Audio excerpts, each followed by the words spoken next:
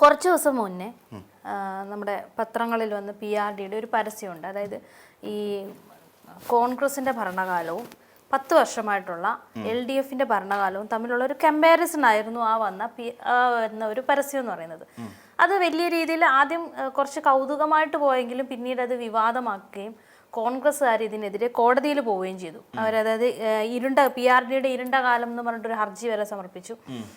അത് പക്ഷേ ഇപ്പം കോടതി അതിന് തിരിച്ചടി കൊടുത്തിട്ടുണ്ട്.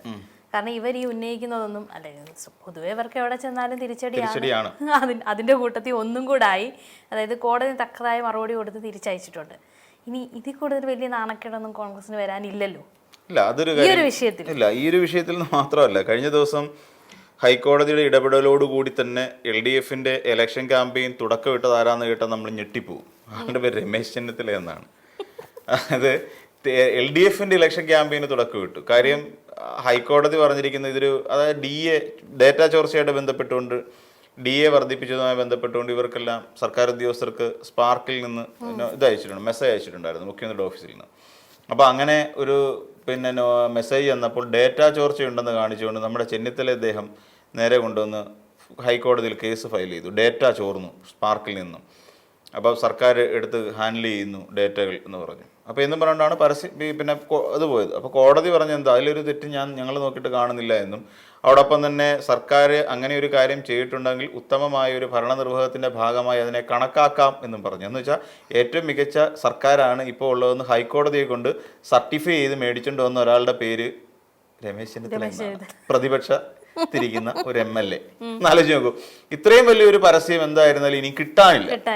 അപ്പൊ അതൊരു വലിയ തിരിച്ചടിയല്ലേ. ഒരു ഇലക്ഷൻ അടുത്ത് നിൽക്കുന്ന ഒരു സമയത്ത് പ്രതിപക്ഷത്തിരിക്കുന്ന ഒരു MLA കോടതി പോയിട്ട് സർക്കാർ നല്ലതാണെന്നും പറഞ്ഞ് ഇൻഡാസം മേടിച്ചോണ്ട് വരിക, അതാരും എവിടെയെങ്കിലും കേട്ട് കേൾവിയുണ്ടോ ആ സംഭവം? അങ്ങനെയുള്ള ഒരാളാണ് നമ്മുടെ രമേശ് ചെന്നിത്തല, ഹരിപ്പാട് MLA. ശക്തനാണ്, അതിശക്തനായ നേതാവാണ്. ഇപ്പം മിക്കവാറും പിണറായി വിജയനൊക്കെ ഇനിയും അടുത്ത തവണ 3.0 ഇത് വന്നു കഴിയുമ്പോഴത്തേക്ക് അടുത്ത LDF സർക്കാർ വന്നു കഴിയുമ്പോൾ മിക്കവാറും മുഖ്യമന്ത്രിയുടെ ഓഫീസിൽ രമേശ് ചെന്നിത്തലയുടെ ഒരു പടം ഉണ്ടായിരിക്കും. ചെന്നിത്തല ഈ ഓഫീസിന്റെ ഐശ്വര്യം എന്ന് പറഞ്ഞുകൊണ്ട് ഉറപ്പായിട്ടും ചെന്നിത്തലയുടെ ഒരു പടം വെക്കും. ആ നിലയ്ക്കാണ് കാര്യങ്ങൾ പൊയ്ക്കൊണ്ടിരിക്കുന്നത്. ഇപ്പോഴത്തെ മുഹമ്മദ് ഷിയാസ് പോയി, ഇരുണ്ട യുഗം എന്നും പറഞ്ഞിട്ടൊരു പത്രപരസ്യം കൊടുത്തു PRDന്ന്, ഇരുണ്ട കാലം. അപ്പൊ ഈ ഇരുണ്ട കാലത്തിന്റെ ഒരു പ്രശ്നം എന്താന്ന് ചോദിച്ചാൽ വസ്തുതയാണ് ജനങ്ങളുടെ മുമ്പിലേക്ക് എത്തിക്കുന്നത്. നമ്മൾ മനസ്സിലാക്കേണ്ട ഒരു കാര്യം ഇതാ, കള്ളം പറഞ്ഞിട്ടില്ല. അത് വളരെ പെട്ടെന്ന് തന്നെ. കാരണം ഈ പറയുന്നത് സർക്കാരിന്റെ പരസ്യങ്ങൾ വന്നില്ലേ, അതായത് ചില പ്രോഗ്രാമുകളിലും TV സീരിയലിലും ഒക്കെ സർക്കാരിന്റെ പരസ്യം വന്നപ്പോൾ തന്നെ ഇവർക്ക് ഭയങ്കര ഒരു വെപ്രാളം ഉണ്ടായിരുന്നു. അതായത് കുറച്ചെങ്കിലും സാധാരണ ഈ സീരിയലുകളിലും ഇങ്ങനെയുള്ള പ്രോഗ്രാംസിലും എത്തുമ്പോൾ വീട്ടിലിരിക്കുന്നവര്, അതായത് വീട്ടിലിരിക്കുന്ന സ്ത്രീകളെ, അതായത് സാധാരണ സ്ത്രീകളിലേക്ക് ഇത് പെട്ടെന്ന് എത്തും. അപ്പൊ ഇവർക്ക് ഭയങ്കര വെപ്രാളമായി. അതായത് ഇവരിത് കാണുന്നു, ഇവരിത് മനസ്സിലാക്കുന്നു. കാരണം വോട്ടർമാരെന്ന് പറയുന്ന അവരാണല്ലോ. അപ്പം പേടിയായി. അതിന്റെ കൂടെ ഇതും കൂടെ ചെന്ന സമയത്ത് ജനങ്ങൾക്ക് പെട്ടെന്ന് കമ്പാരിസൺ പെട്ടെന്ന് നടന്നു. മാത്രമല്ല ഇത് വലിയ രീതിയിൽ വൈറലാവുകയും ചെയ്തു. ഈ ഒരു സാധനം പെട്ടെന്ന് ആൾക്കാർക്ക് ഒരു ഞെട്ടലുണ്ടായപ്പോൾ ഇത് ശരിക്കും വലിയ രീതിയിൽ വൈറലാവുകയും ചെയ്തു. അപ്പോഴത്തെ ഇവർക്ക് പിടിച്ചാൽ കിട്ടുന്നില്ല. കാരണം ഇവരെന്ത് ചെയ്യും, ഇവർക്ക് എന്തെങ്കിലുമൊക്കെ ചെയ്തല്ലേ പറ്റൂ. മിണ്ടാതിരുന്നു കഴിഞ്ഞാൽ പ്രശ്നം എന്ന് പറഞ്ഞു കഴിഞ്ഞാൽ അപ്പൊ ഇവരുടെ വിചാരം എന്തായാലും ഞങ്ങൾ ഇനി ഇതിനോട് സത്യം ഇതൊക്കെ ആണെങ്കിലും പ്രതികരിക്കാതിരുന്നു കഴിഞ്ഞാൽ ജനങ്ങൾ ഇത് ഒന്ന് സത്യമാണെന്ന് വിചാരിക്കുമല്ലോ. അപ്പൊ കുറച്ചെങ്കിലും പേർക്കെങ്കിലും ഇത് ഇങ്ങനെ അല്ല എന്നൊന്ന് ബോധ്യപ്പെടുത്തി കൊടുക്കണമല്ലോ എന്ന് വിചാരിച്ചിട്ടാണ് കോൺഗ്രസ്സുകാർ ഇതിനെ ഇറങ്ങിയത്. പക്ഷെ അവിടെ ഇപ്പൊ അവർക്ക് തിരിച്ചടി. അതെ, അതല്ലല്ലോ അങ്ങനെയാണല്ലോ. തിരിച്ചടികൾ കിട്ടാൻ വേണ്ടി ഇനിയും കോൺഗ്രസിലെ നേതാക്കന്മാരുടെ ജന്മം ബാക്കി ഇല്ല. വടക്കും വീരഗാഥ സിനിമയ്ക്കകത്ത് പറയുന്ന പോലെ ഉള്ള ഒരു സാധനം ഇവിടെ നമ്മൾ നോക്കി. ഈ പോയത് അന്ന് ഇരുണ്ട കാലം എന്ന് പറഞ്ഞിട്ടൊരു പത്രപരസ്യം വരുന്നത് PRD എന്നാണ്. അപ്പോൾ അത് തെറ്റായി പോയി എന്ന് കാണിച്ചിട്ടാണ് കൊടുക്കുന്നത്. ഇപ്പം മുഹമ്മദ് ഷിയാസ് എന്ന് പറഞ്ഞാൽ അവിടുത്തെ DC സെക്രട്ടറി ഒക്കെ ഉണ്ട്. അപ്പോൾ അവരൊക്കെയാണ് ഇത് കൊണ്ട് കൊടുക്കുന്നത്. തിരിച്ചടി മേടിക്കും. കാരണം എന്താണ്, വസ്തുതയാണ്. ഒന്നാമത്തെ കാര്യം എന്ന് വെച്ചാൽ ഫാക്റ്റാണ് അതിനകത്ത് കൊടുത്തിരിക്കുന്നത്. അന്നത്തെ ദേശാഭിമാനിയിൽ വന്ന പത്രത്തിൽ വന്ന വാർത്തകൾ അതുപോലെ എടുത്തിട്ട് ലേ ഔട്ട് ഉണ്ടാക്കുകയാണ് ചെയ്തത്. ഒരു ലേ ഔട്ട് ഉണ്ടാക്കി ഒരു ഫ്രണ്ട് പേജ് സെറ്റ് ചെയ്തു. എന്നിട്ട് നെക്സ്റ്റ് എന്ന് പറഞ്ഞു കഴിഞ്ഞാൽ ഇന്ന് അതേ വകുപ്പുകളുടെ ഇന്നത്തെ അവസ്ഥ എന്താണ് എന്ന് കാണിച്ചുകൊണ്ട് ഒരു ലേ ഔട്ട് സെറ്റ് ചെയ്തു. അപ്പോൾ ഇതാണ് ശരിക്കും ഇവർ രണ്ടുപേരുടെ ഈ 2 പേജുകളിലൂടെ ഉദ്ദേശിച്ചത്. അതിൽ ജനങ്ങൾക്ക് കാര്യം പോയി. പക്ഷെ ഫസ്റ്റ് പേജ് കാണുമ്പോൾ അന്നത്തെ ചർച്ച ചെയ്യുന്ന സമയത്ത് വിദ്യ തന്നെ പറഞ്ഞു, ഞെട്ടിപ്പോയി എന്ന് പറഞ്ഞു. ഇനി ഇതൊക്കെയാണോ ഇനി വരാൻ പോകുന്ന ഒരു കാലം, പേടിച്ചു പോകുന്നു. കേരളത്തിലെ ജനങ്ങളെ പെട്ടെന്നൊന്ന് ഭയപ്പെടുത്തി. ശരിക്കും അതിലുണ്ടാക്കിയൊരു ഇമ്പാക്റ്റ് സത്യത്തിൽ വളരെ വലുതാണ്. അപ്പം അങ്ങനെ ഇരിക്കുന്ന ആൾക്കാർ ഇപ്പൊ പുതിയ ആൾക്കാർ 10 വർഷത്തിന് മുമ്പ് വോട്ടവകാശം കിട്ടായിരുന്ന 8 വയസ്സൊക്കെ ഉള്ള കുട്ടികൾ ഇന്ന് അടുത്ത വോട്ടവകാശത്തിലേക്ക് പോവുകയാണ്. അപ്പൊ അവർക്കൊന്നും അറിയില്ല. അതായത് ഈ 10 വർഷത്തിന് മുമ്പ് 8 വയസ്സേ ഉണ്ടായിരുന്നുള്ളൂ. അതായത് ഈ പറയുന്ന ഉമ്മൻചാണ്ടി സർക്കാർ ഭരിക്കുന്ന സമയത്ത് 3 വയസ്സ് മുതൽ 3 വയസ്സുണ്ടായിരുന്ന ആൾക്കാരാണ്. അതായത് 3 മുതൽ 8 വരെ പ്രായം എത്തിയവരാണ് ഇന്ന് 18 വയസ്സായി നിൽക്കുന്ന കുട്ടികൾ. അപ്പൊ ഇവരെ സംബന്ധിച്ചിടത്തോളം ഇവർക്കൊരു 16 വയസ്സ് മുതലുള്ള കാര്യങ്ങൾ മാത്രമേ ഇവർക്ക് അറിയുള്ളൂ. അല്ലെങ്കിൽ കഴിഞ്ഞ സർക്കാരിന്റെ കാലഘട്ടം മുതൽ, അതായത് ഈ 2021 മുതലുള്ള കാര്യങ്ങൾ മാത്രമേ ഇപ്പോഴത്തെ പുതിയ തലമുറ എന്ന് പറയുന്ന 18 വയസ്സെത്തിക്കും കുട്ടികൾക്ക് മിക്കവാറും ശ്രദ്ധിക്കാനുള്ള സാധ്യതയുള്ളൂ. കാര്യം അവർക്കൊരു ഇപ്പോൾ 18 എന്ന് പറയുമ്പോൾ ഏകദേശം 13 വയസ്സ് മുതലുള്ള കാര്യങ്ങൾ മാത്രമാണ് അവർ ശ്രദ്ധിച്ചിട്ടുണ്ടാകുക. അല്ലെങ്കിൽ അതിന്റെ മുമ്പൊക്കെ ഉള്ള ചെറിയ ചെറിയ കാര്യങ്ങൾ, ബിറ്റ് ഓഫ് കാര്യങ്ങൾ മാത്രമേ അറിയൂ. പക്ഷെ അതിന് മുൻപ് ഇവർക്ക് ഈ 8 വയസ്സും 6 വയസ്സ് 7 വയസ്സൊക്കെ ഉള്ള സമയത്തുള്ള കാര്യങ്ങൾ പലർക്കും ഈ കുട്ടികൾക്കൊന്നും അറിയാൻ സാധ്യതയില്ല. അവരിലേക്ക് കൂടി ഈ സാധനം സ്പ്രെഡ് ചെയ്തു എന്നുള്ളതാണ് ഇതിനകത്തിൽ ഏറ്റവും വലിയ രസകരമായ ഒരു കാര്യം. നിങ്ങൾ വരുന്നതിന് മുൻപ്, അതായത് നിങ്ങൾക്ക് പ്രായം എത്തുന്നതിന് മുൻപ് ആ ഒരു കാലം ഉണ്ടായിരുന്നു. നിങ്ങൾ കുട്ടികളായിരിക്കുന്ന കാലത്ത് ഇങ്ങനെയൊക്കെ ആയിരുന്നു ഞങ്ങൾ ജീവിച്ചത് എന്ന് പറയുന്ന ഒരു കാര്യമുണ്ടല്ലോ, ഇതാണ് അങ്ങോട്ട് എത്തിക്കുന്നത്. കുട്ടികൾ നോക്കുമ്പോൾ എന്താ, അയ്യോ ലോഡ് ഷെഡിങ്ങോ, അതെന്താന്ന് കുട്ടികൾ ചോദിക്കും. പവർ കട്ട്, ലോഡ് ഷെഡിങ് എന്നൊക്കെ പറയാം. അപ്പൊ പറയുന്നത് ഇങ്ങനെ ഒരു സംഭവം ഉണ്ടായിരുന്നു പണ്ട്. വീട്ടിൽ അച്ഛനൊക്കെ പത്രം എടുത്ത് വെച്ചിട്ട് പറഞ്ഞു ഇതാണ് ലോഡ് ഷെഡിങ് എന്ന് പറയുന്നത്. അരമണിക്കൂർ നമുക്ക് കറണ്ട് ഉണ്ടാവില്ല. അരമണിക്കൂർ കറണ്ട് ഉണ്ടാവില്ലേ? ഇല്ല, അരമണിക്കൂർ കറണ്ട് ഉണ്ടാവില്ല. കാര്യം രാവിലെ വൈകുന്നേരം 6:30 മുതൽ 10:30 വരെയുള്ള ഒരു ടൈമിങ്ങിൽ അരമണിക്കൂർ ഓരോ ആഴ്ച ഇടവിട്ടിട്ട് ഇങ്ങനെ കറണ്ട് ഇങ്ങനെ നമുക്ക് പൊക്കോണ്ടിരിക്കും. അപ്പോൾ എന്ത് ചെയ്യും, നിങ്ങളൊക്കെ എന്ത് ചെയ്തു? അപ്പൊ നമ്മൾ എമർജൻസി ലൈറ്റ്, പിന്നെ അല്ലാന്നുണ്ടെങ്കിൽ നമ്മൾ മെഴുകുതിരി, മണ്ണെണ്ണ വിളക്ക്, ഇതിന്റെയൊക്കെ ആശ്രയിച്ചു. അങ്ങനെയൊക്കെ ഉണ്ടായിരുന്നല്ലേ. ഇത് കാര്യം എന്താണെന്നറിയോ, ആ ഒരു കാലം കഴിഞ്ഞപ്പോൾ പല വീടുകളിൽ നിന്ന് ഈ പറയുന്ന മണ്ണെണ്ണ വിളക്ക് ഇല്ലാതായി. സത്യം, മണ്ണെണ്ണ വിളക്ക് എന്ന് പറഞ്ഞ സാധനം ഇപ്പൊ കാണാനേ ഇല്ല. പിന്നെ ഇപ്പോഴും നമ്മൾ ഈ കറണ്ട് കെട്ടെന്ന് പറയുന്ന ഒരു സംഭവം വന്നാൽ ഉടനെ കടയിലോട്ട് പോകും, ഒരു മെഴുകുതിരി മേടിക്കും. കാര്യം എന്താ വെച്ചാൽ നമുക്ക് മെഴുകുതിരി കൃത്യമായി സൂക്ഷിച്ചു വെക്കേണ്ട ആവശ്യം ഇപ്പോഴില്ല. അത് വാസ്തവമാണ്. അതിൽ ആ കാര്യത്തിൽ പണ്ട് അങ്ങനെയല്ല, എപ്പോഴും ഒരു മെഴുകുതിരി ഉണ്ടാവും. നമുക്കൊരു 6:30 എടുക്കുമ്പോൾ ഒരു 6:25 കഴിയുമ്പോൾ ആകെ വെപ്രാളമാണ്. കാര്യം കറണ്ട് ഈ 6:30 മുമ്പ് തന്നെ വീട്ടിൽ അരി ആട്ടേണ്ട സാധനമൊക്കെ ആണെങ്കിൽ മിക്സിയിലിട്ട് അരിയൊക്കെ ആട്ടി വെച്ച് അതൊക്കെ നിങ്ങൾക്കൊക്കെ ഭയങ്കര ഹാപ്പിനെസ് ഉണ്ടാവും. ഈ പഠിക്കണ്ടല്ലോ, അരമണിക്കൂറെങ്കിലും മനസ്സമാധാനമായിട്ടിരിക്കും. 6:30 മുതലാണെങ്കിൽ കറണ്ട് പോയി വന്നിട്ട് പഠിക്കാം എന്ന് പറയും. പിന്നെ അന്നൊക്കെ പഠിക്കുന്ന ഈ കറണ്ട് കെട്ട് വരുന്ന സമയത്ത് ഈ മണ്ണെണ്ണ വിളക്കൊക്കെ കത്തിച്ച് വെക്കുമ്പോൾ ഞങ്ങൾ പറയും വേണ്ട, മൂക്കിലൊക്കെ കരി കയറും, തുമ്മും, അതുകൊണ്ട് വേണ്ട, ഞങ്ങൾ ആ അരമണിക്കൂർ ഒന്ന് രക്ഷപ്പെടാൻ സേഫ് ആയിട്ടിരിക്കാമല്ലോ. പക്ഷെ നമുക്കൊക്കെ എന്ന് വെച്ചാൽ ഈ അരമണിക്കൂർ കറണ്ട് കെട്ടിന് വേറൊരു ദൂഷ്യങ്ങളുണ്ട്. ഞങ്ങളുടെയൊക്കെ ആ കാലഘട്ടം എന്ന് പറയുന്നത് സിനിമയൊക്കെ കാണാൻ ഇരിക്കുന്ന സമയമൊക്കെ ഉണ്ട്, ഈ ഞായറാഴ്ചകളിലൊക്കെയുള്ള സിനിമകൾ. ആ സിനിമകളൊക്കെ വരുന്ന സമയത്ത് നമുക്ക് ആ അരമണിക്കൂർ സിനിമ നമുക്ക് നഷ്ടം. അങ്ങനത്തെ പ്രശ്നങ്ങളൊക്കെ ഉണ്ടായിരുന്നു. അപ്പം ഇങ്ങനെ കറണ്ട് കെട്ട്, ചിലപ്പം അങ്ങനെയുള്ള പ്രശ്നങ്ങൾ, സീരിയലുകളുടെ പ്രശ്നങ്ങൾ, ആ കാലത്ത് സീരിയലുകാരൊക്കെ ഭയങ്കര പ്രശ്നമായിരുന്നു. കാര്യം ഈ ഏതെങ്കിലും നല്ല മൂവിങ് ആയിട്ട് പോകുന്ന സീരിയലുകൾ ഉണ്ടല്ലോ, അതായത് ആ ഒരു പ്രൈം ടൈമിൽ പോകുന്ന സീരിയൽ. അപ്പോൾ ആ സീരിയൽ ഉടനെ അവർക്ക് ടൈം മാറ്റാൻ പറ്റില്ല. അരമണിക്കൂർ അടുത്ത് അങ്ങോട്ടും ഇങ്ങോട്ടും ഇടണമല്ലോ, എങ്കിലല്ലേ ആ വ്യൂവേഴ്സിനെ കിട്ടുള്ളൂ. അരമണിക്കൂർ എന്ന് പറയാൻ എല്ലാ ദിവസവും അരമണിക്കൂർ പോവാന്ന് വെച്ചാൽ 5 ദിവസത്തെ ആ എപ്പിസോഡ് മിസ്സായി ആൾക്കാർക്ക്. പിന്നെ ആഹാരം കഴിക്കുന്നതിന് മുമ്പ്, ഇവിടെ കറണ്ട് പോകുന്നതിന് മുമ്പ് ആഹാരം കഴിയും. കറണ്ട് ഇപ്പോൾ പോവും, അതിന് മുമ്പ് 6:30 ആകുമ്പോൾ നിങ്ങൾ എല്ലാം നേരത്തെ ആഹാരം കഴിച്ചു എന്നൊക്കെ പറയുന്ന ഒരു സംസ്കാരത്തിൽ നിന്ന് ചില വാക്കുകളൊക്കെ നമ്മൾ, അല്ലെങ്കിൽ ആ ഒരു സംസ്കാരത്തിൽ നമ്മൾ മാറി. കറണ്ട് പോകുന്നതിന് മുൻപും പിൻപും എന്ന് പറയുന്ന ഒരു അവസ്ഥയിൽ നിന്നൊക്കെ മാറി. എന്നാൽ ഇത് കൺട്രോൾ ചെയ്തത് ശരിക്കും പറഞ്ഞു കഴിഞ്ഞാൽ ഉമ്മൻചാണ്ടി സർക്കാരാണെന്നാണ് പറയപ്പെടുന്നത്. എന്നാൽ അങ്ങനെയല്ല. അതായത് ഈ പവർ കോറിഡോർ എന്ന് പറയുന്നൊരു സംഭവമുണ്ട്. അപ്പോൾ അതായത് നമുക്ക് കർണാടകയിൽ നിന്ന് കറണ്ട് പുഗല്ലൂർ എന്ന് പറയുന്ന സ്ഥലത്ത് നിന്നും നമ്മുടെ ഇവിടത്തേക്ക് കേരളത്തിലേക്ക് കറണ്ട് എടുക്കുന്നുണ്ട്. അത് ശരിക്കും പറഞ്ഞാൽ കിഫ്ബിയുടെ ഫണ്ട് ഉപയോഗിച്ചുകൊണ്ട് ഈ പിണറായി വിജയൻ സർക്കാരിന്റെ കാലഘട്ടത്തിലാണ് തുടങ്ങിയത്. പക്ഷെ VD സതീശൻ പറഞ്ഞുകൊണ്ടിരിക്കുന്ന അവരുടെ കാലത്താണ് തുടങ്ങിയതെന്നാണ് പറയുന്നത്. തെറ്റാണത്.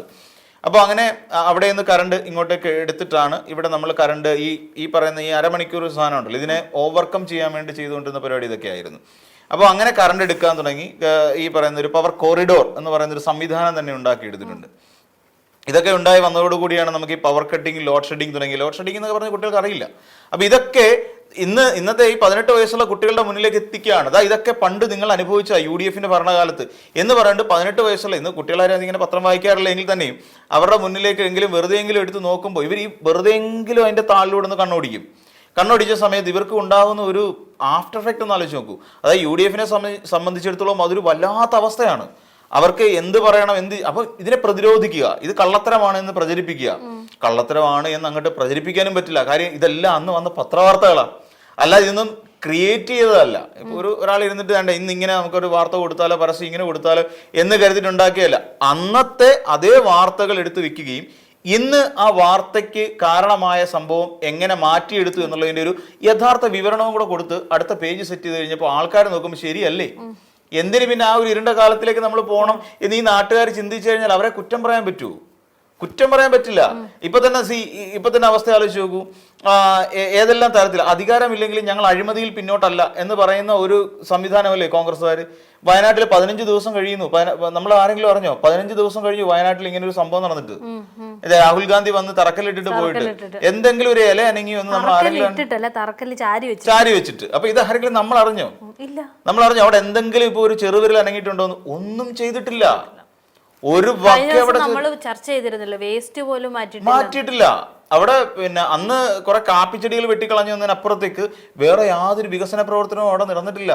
എന്തിനേറെ ഇനി ഒരു പഞ്ചായത്തിൽ അനുമതി കിട്ടിയാലല്ലേ അവിടെ ചെന്നിട്ട് പ്ലാനും എസ്റ്റിമേറ്റും എല്ലാം പ്ലാൻ കൊടുക്കണമല്ലോ. ഇപ്പൊ ഒരു പഞ്ചായത്തിൽ നിന്ന് ചെയ്യാൻ പോകുന്നത് നിർമ്മിതിയുടെ ഒരു പ്ലാൻ എടുക്കണമല്ലോ. പ്ലാൻ കൊണ്ട് കൊടുത്ത് പഞ്ചായത്തിൽ നിന്ന് അപ്രൂവൽ കിട്ടിയിട്ട് വേണമല്ലോ ഇവർക്ക് പണി തുടങ്ങാൻ. അപ്പൊ അങ്ങനെ ഒരു പ്ലാൻ ഇതുവരെ സബ്മിറ്റ് ചെയ്തിട്ടില്ല പഞ്ചായത്തില്. ആലോചിച്ച് നോക്കൂ, എത്ര ദിവസം കഴിഞ്ഞു? 15 ദിവസത്തോളം കഴിയുന്നു. അരമാസമായി, എന്നിട്ട് ഇതുവരെ ഒന്നും ആയിട്ടില്ല. അപ്പൊ ഫണ്ട് എവിടെ? ആ ഫണ്ട് ആരുടെയൊക്കെ കയ്യിലുണ്ട്. യൂത്ത് കോൺഗ്രസുകാരുടെ ഫണ്ട് എവിടെ? അത് ആരുടെ കയ്യിലുണ്ട്. ഡിവൈഎഫ്ഐക്കാരുടെ കണക്ക് എവിടെ? ഡിവൈഎഫ്ഐക്കാര് വിവരാവകാശ രേഖ പ്രകാരം കണക്കെടുത്ത് പുറത്തുവിട്ടിട്ടുണ്ട്.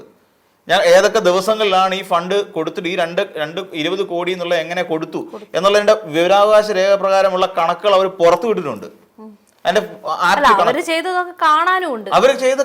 ടൗൺഷിപ്പ് ഇവര് ചെയ്യുന്നൊക്കെ കാണാൻ മറിയത്ത് ഈ അന്തരീക്ഷത്തിലെ നമുക്കറിയില്ല. 300 വീട് ഒറ്റ 30 സെക്കൻഡ് കൊണ്ട് ഉണ്ടാക്കിയ ഒരു വ്യക്തിയാണ് വി ഡി സതീശൻ. 300 വീട് ഉണ്ടാക്കിയത് അല്ലെ? ഇതൊക്കെ കഴിവവർക്കാണ്. അപ്പം ഇതൊരു ശരിക്കും പറഞ്ഞാൽ കോടതി എടുത്തിരിക്കുന്ന ക്ലിയർ ആയിട്ടുള്ള ഒരു സ്റ്റാൻഡാണ്. ഒരിക്കലും കോടതി കുറ്റം പറയാൻ പറ്റില്ല.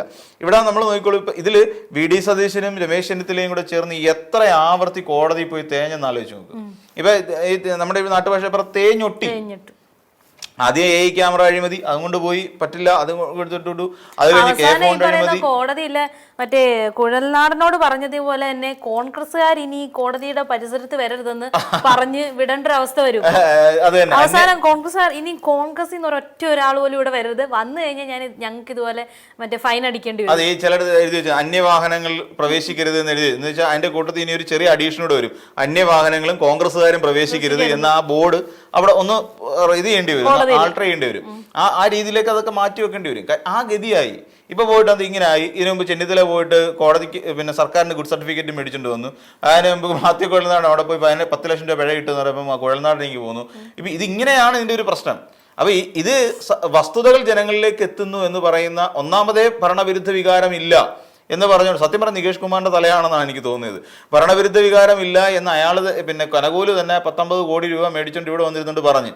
അതോടുകൂടി ഇനി എങ്ങനെങ്കിലും ഭരണവിരുദ്ധ വികാരം ഉണ്ടാക്കി എടുക്കാന്ന് വിചാരിച്ചാൽ കോടതി സമ്മതിക്കത്തില്ല.